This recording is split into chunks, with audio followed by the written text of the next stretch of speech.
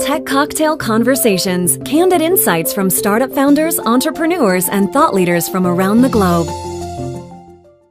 I think there are going to be a number of changes in social media over the next 2 to 3 years. In particular, when you look at the consumer, the publisher, and the marketer. So from a consumer perspective, social networks have reached a critical mass. There are over 1 billion people on Facebook. Twitter, I believe, is over 500 million users. So the key in order to be successful from an application perspective is really about creating signal from noise. So your news feeds are cluttered. So I think the people that figure out how to leverage context to deliver the right content are really going to be successful.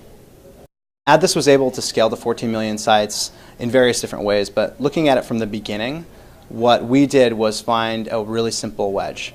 So I'm often talking about waves. The wave that we rode was social. So that opened the door, and a lot of different publishers, marketers, folks like that were looking at how to participate. And once we identified that wave that opened the door, the key was to find the simplest solution that we could deliver really rapidly. So I think Eric Ries has a great concept that people are using quite a bit in the Lean Startup, which is MVP. I think we took that to as lean as it can get, which was a very simple widget that had its own viral capabilities and became almost its own distribution channel.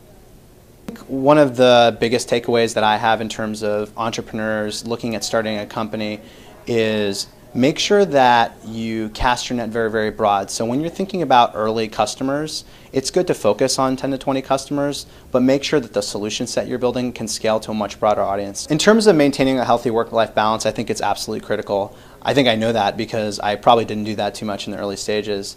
I think it's critical for work-life balance is to achieve it in small steps. So for example, when you're looking at exercise, you just commit to doing simple things that you can actually achieve, not unlike in the business. So I'm going to work out and run 3 times a week and do 15 minutes versus what all entrepreneurs do, which is create a massive plan and audacious goals.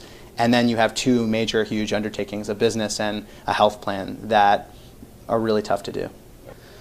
So I think DC is a really unique market in terms of starting a business.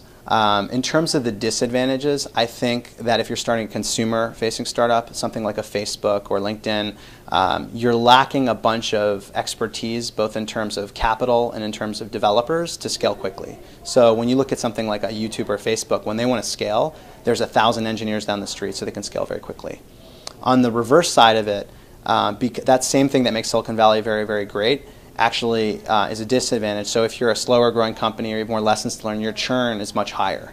So the tolerance for not even failure, but tough times is very low there. So I think retention is good.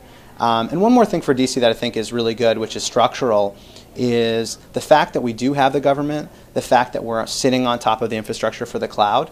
I think if I was going to start an enterprise cloud computing company, there's a lot of inherent advantages to being here in terms of clientele, but also in terms of sheer bandwidth. When you're sitting on top of all of that infrastructure, costs are actually lower and you can engineer it better.